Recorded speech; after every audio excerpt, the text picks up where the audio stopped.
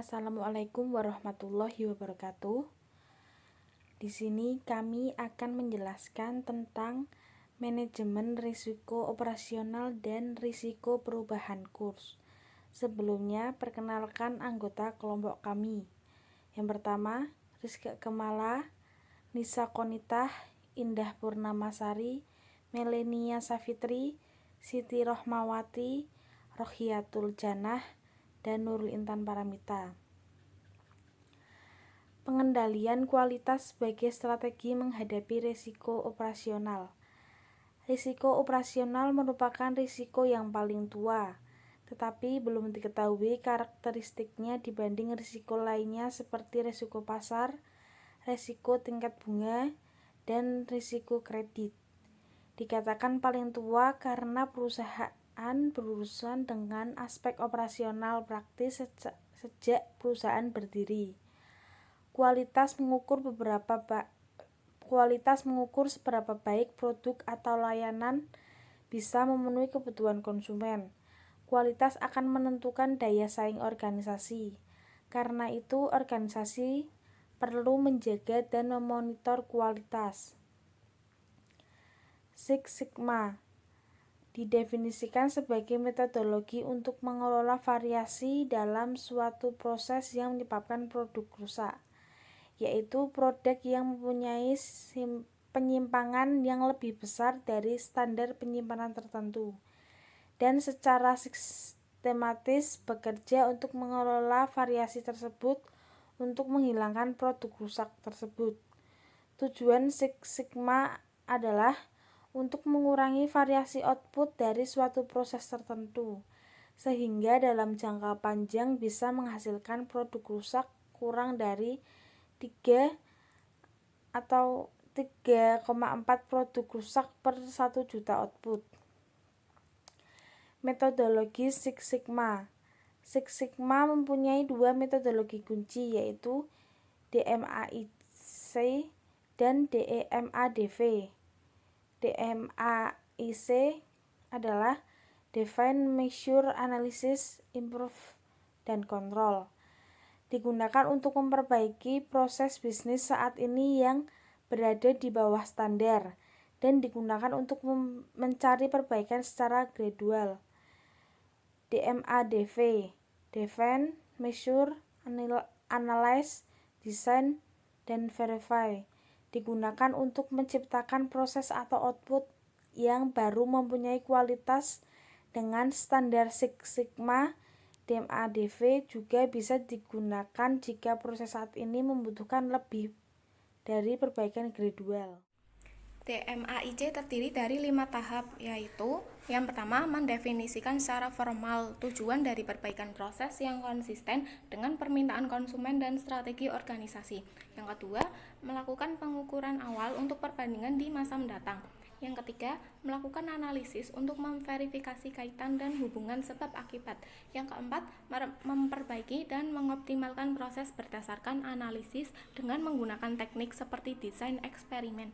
Yang kelima, menyiapkan dan mengendalikan percontohan untuk menetapkan kemampuan proses transisi ke produksi dan secara terus-menerus untuk mengukur proses dan menetapkan mekanisme pengendalian untuk memastikan bahwa variasi diperbaiki sebelum memunculkan produk rusak. Selanjutnya, DMADV terdiri dari 5 tahap, yaitu yang pertama, mendefinisikan secara formal tujuan dari aktivitas yang konsisten dengan permintaan konsumen dan strategi perusahaan. Yang kedua, mengukur, mengidentifikasi kualitas perusahaan, kemampuan produk, kemampuan proses produksi, asesmen risiko, dan sebagainya. Yang ketiga, analisis, mengembangkan alternatif desain, menciptakan desain dengan tingkat yang tinggi, dan mengevaluasi kemampuan desain supaya bisa dipilih desain yang terbaik. Yang keempat, desain dan mengembangkan desain dengan detail, mengoptimalkan desain, dan merencanakan verifikasi desain. Yang kelima, verifikasi desain, menyiapkan percontohan, menjalankan proses produksi, dan menyerahkan proses tersebut ke pemilik proses. Selanjutnya, Six Sigma mengidentifikasi 5 peranan kunci untuk menjamin kesuksesannya, yaitu yang pertama, pemimpin puncak, direktur atau CEO. organisasi dan anggota manajemen puncak lainnya.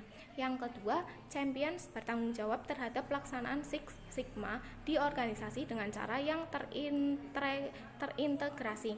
Yang ketiga, master black belts atau guru pemegang sabuk hitam ditunjuk oleh champions, bertindak sebagai pakar dalam organisasi, in-house, dan dalam hal Six Sigma. Yang keempat, pemegang sabuk hitam bekerja di bawah guru sabuk hitam untuk melaksanakan metodologi Six Sigma untuk proyek spesifik. Yang kelima, pemegang sabuk hijau adalah karyawan yang melaksanakan Six Sigma berbarengan dengan pekerjaannya. Selanjutnya yaitu perbaikan proses bisnis. Perbaikan proses bisnis berkaitan erat dengan Six Sigma, karena salah satu aktivitas Six Sigma bisa jadi melakukan perbaikan proses bisnis. Perbaikan proses bisnis adalah pendekatan yang sistematis untuk membantu organisasi melakukan perubahan signifikan terhadap cara organisasi menjalankan bisnisnya. Tujuan dari perbaikan bisnis ini lebih pada perubahan radikal, bukan perubahan secara gradual. Cara kerja perbaikan proses bisnis yaitu yang pertama, mendefinisikan tujuan strategis organisasi, misi, dan maksud keberadaan organisasi. Yang kedua yaitu menentukan konsumen, stakeholder organisasi. Yang ketiga, menentukan struktur dan proses yang ada saat ini. Menyatukan proses bisnis agar bisa memenuhi persyaratan yang diminta oleh konsumen. Yang keempat, menentukan output apa dari proses tersebut yang akan menghasilkan nilai tambah bagi organisasi. Dan yang terakhir, setelah output tersebut ditentukan, organisasi perlu memfokuskan pada pencapaian output tersebut. Perlu melakukan perubahan agar bisa memenuhi visi dan misinya. Selanjutnya yaitu bagian pengendalian atau control chart. Bagian pengendalian ini menunjukkan apakah variasi dari output disebabkan karena proses masih terkendali atau in control, atau proses yang sudah tidak terkendali out of control. Jika situasi menjadi tidak terkendali, maka perbaikan harus dilakukan agar proses kembali lagi ke situasi normal. Bagian pengendalian bisa dikelompokkan berdasarkan data yang dicakup. Bagian X digunakan jika kualitas output diukur dengan variabel seperti panjang, berat, temperatur, dan sebagainya. Jika suatu output mempunyai ukuran di luar batas yang ditentukan, maka proses produksi seharusnya dievaluasi ulang sebelum dilanjutkan lagi. Selanjutnya, bagian X atau X-chart. Garis vertikal menyajikan skala pengukuran variabel yang diamati. Garis tengah menyajikan rata-rata dari proses jika proses masih terkendali. Dua batas yaitu batas atas dan batas bawah. Jika suatu sampel yang diamati berada antara kedua batas tersebut, maka dikatakan bahwa ada probabilitas yang tinggi bahwa proses masih dalam kendali. Jika sampel mempunyai variabel di atas batas atas atau di bawah batas bawah, maka ada indikasi proses tersebut di luar kendali, sehingga tindakan perbaikan seharusnya dilakukan. Dari waktu ke waktu, sampel akan diambil untuk diamati. Bagian X jika standar deviasi dan rata-rata diketahui. Jika standar deviasi dan rata-rata proses diketahui, kita bisa menyusun bagian X. Misalnya, perusahaan menjual beras dalam karung. Jika proses berjalan sebagaimana mestinya, beras karung tersebut adalah 5 kg, standar deviasinya adalah 0,5 kg. Diasumsikan juga bahwa berat pengisian beras adalah berdistribusi normal.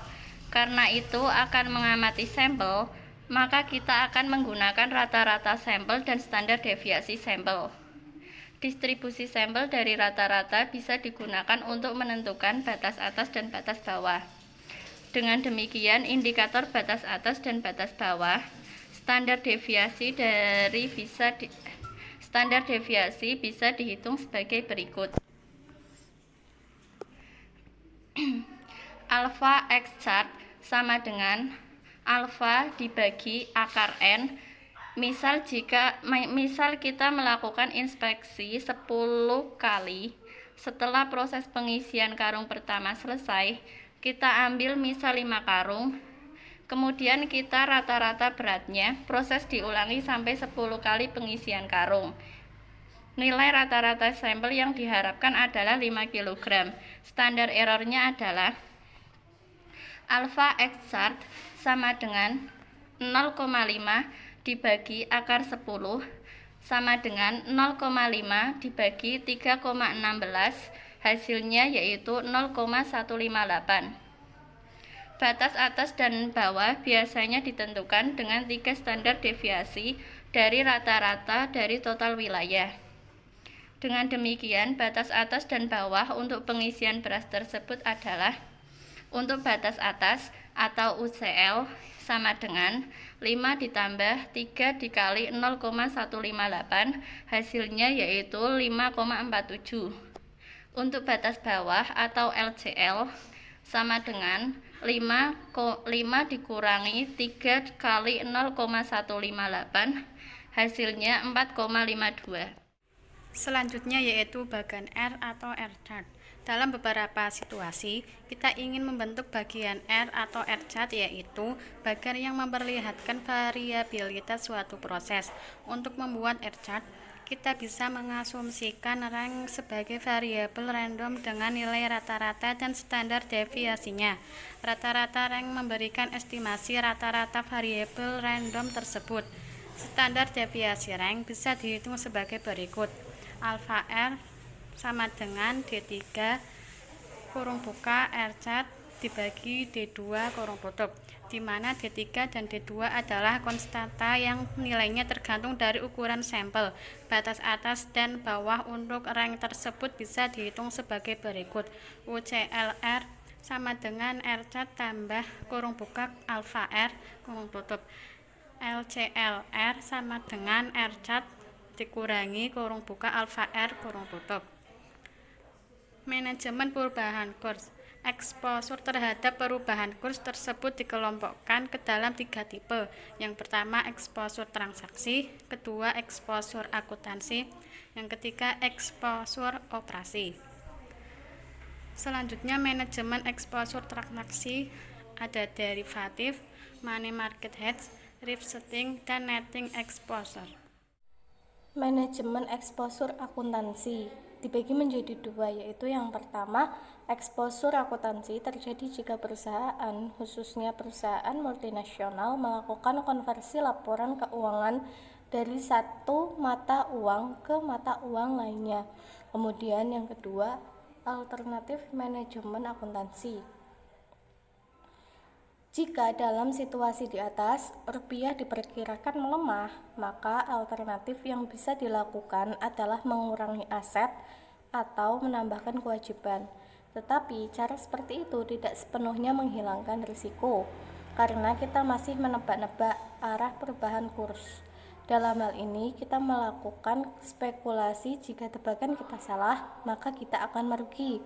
Jika pasar udah efisien, maka alternatif semacam itu tidak akan menghasilkan keuntungan.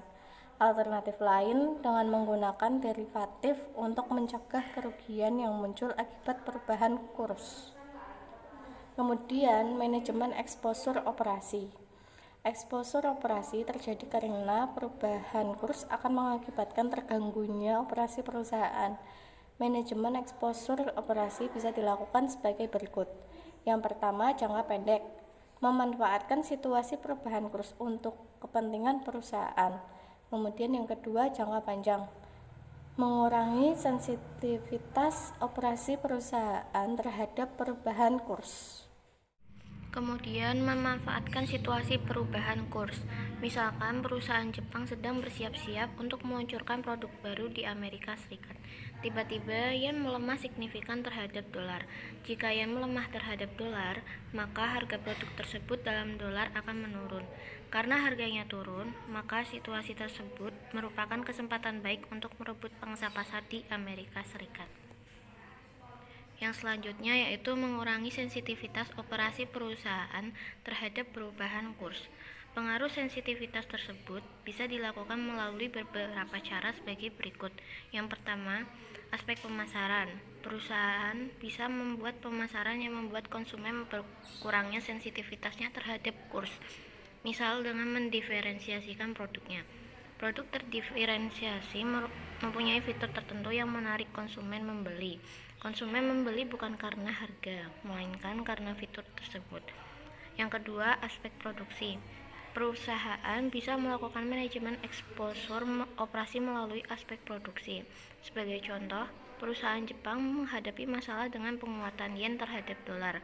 Jika perusahaan tersebut membeli inputnya tidak hanya dari Jepang, tetapi juga dari negara lain. Alternatif lainnya, perusahaan bisa memindahkan fasilitas produknya.